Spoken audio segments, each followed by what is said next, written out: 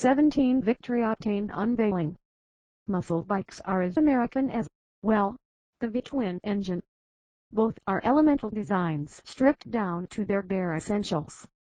Victory Motorcycles has chosen to combine the two in the new Octane to create its vision of the future of American muscle.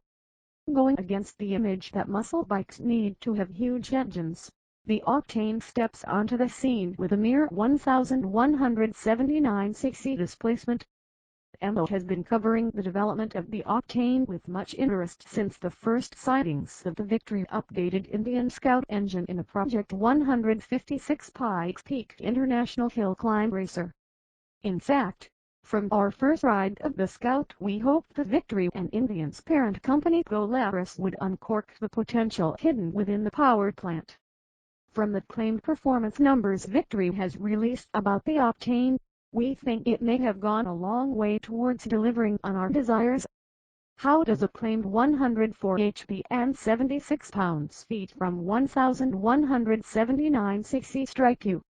The Octane's liquid-cooled, 60 degrees V-twin engine features a bore and stroke of 101.0 x 73.6 mm breathing through 40 OHC activated valves per cylinder head.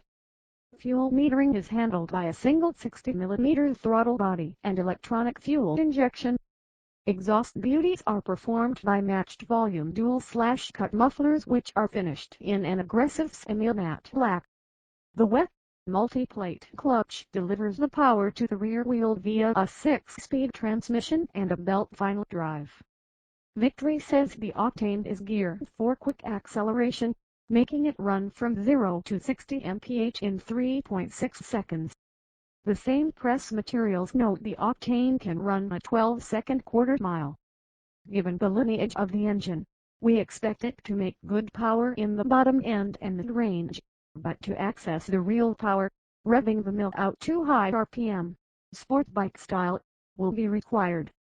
The engine bolts solidly to cast aluminum front and rear frame sections and utilizes twin tubular steel backbones for increased rigidity. To this stout frame, a 41 mm traditional fork with dual-rate springs handles front suspension duties over its 4.7 inches of travel, while a pair of preload adjustable shocks, also fit with dual-rate springs, control the rear wheel over a 3.0 inches range. Victory offers accessory nitrogen-charged piggyback reservoir shocks with 16 levels of compression damping adjustment for tunable performance. Victory notes a 32 degrees lean angle before the pegs touch down for street reasonable cornering clearance. Surprisingly, braking is handled by the 298 mm single front disc squeezed by the 2-piston, single-action caliper. However, braided steel brake lines do power the calipers.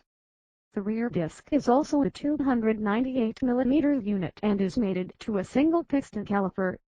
The 18-inch cast, 10-spoke front wheel and the 17-inch rear give the Octane a dynamic stance that is augmented by the 130/70/18 front and 160/70/17 rear tires which look meaty without potentially adding the handling issues experienced by some muscle bikes with fat rear tires.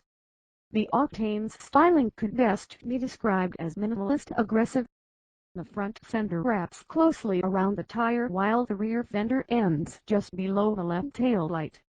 The chiseled radiator shroud is cast into the front frame section, and the lines of the tank give a more angular variation on Victory's familiar tank shape.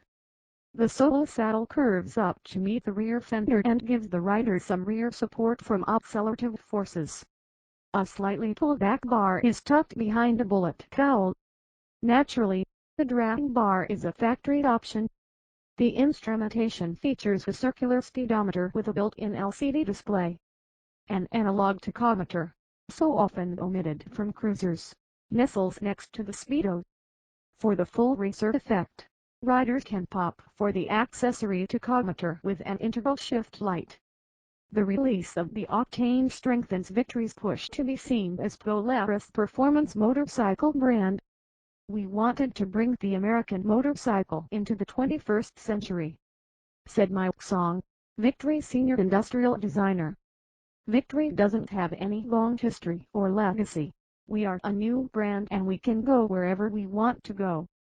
We want to be modern and bold and set our own trends. While we've known about the Octane's development for a while, the reveal complete with photos has reinvigorated our desire to ride it, something we will get to do during Daytona Bike Week next month. Then we'll be able to report on how well the Octane lives up to its performance image. Thank you for watching this video. See you next time. Bye bye.